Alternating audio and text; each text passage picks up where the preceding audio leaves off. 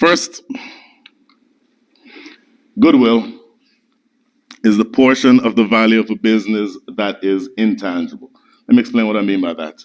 Most businesses have both tangible and intangible value.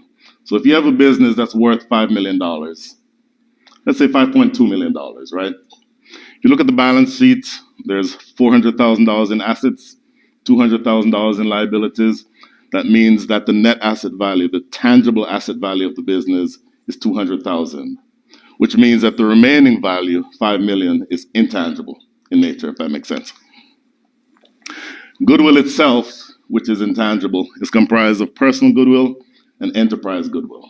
Personal goodwill is the portion of the business, of the goodwill rather, that is specific to the owner of the business.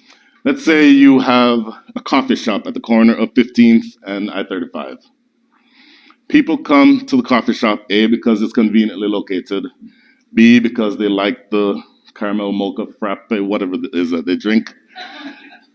They like the price, they like the ability to get in and out. The things that they like about that business have very little to do with the business owner himself or herself.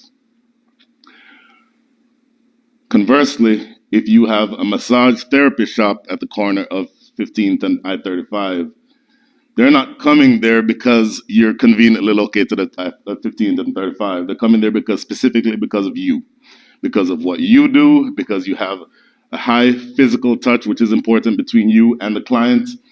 Because if you picked up your business and moved to Leander, your best customers would probably follow you there again because of you. The first example is the example of a business that is high in enterprise goodwill. The second is a business that is high in personal goodwill. Does that make sense? So enterprise goodwill, the portion of the goodwill that's specific to the business. Personal, specific to the business owners. It is typically a non-zero value.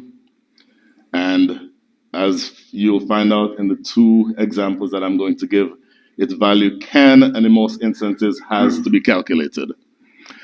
And in most instances, courts treat personal goodwill as being non-divisible and non-transferable.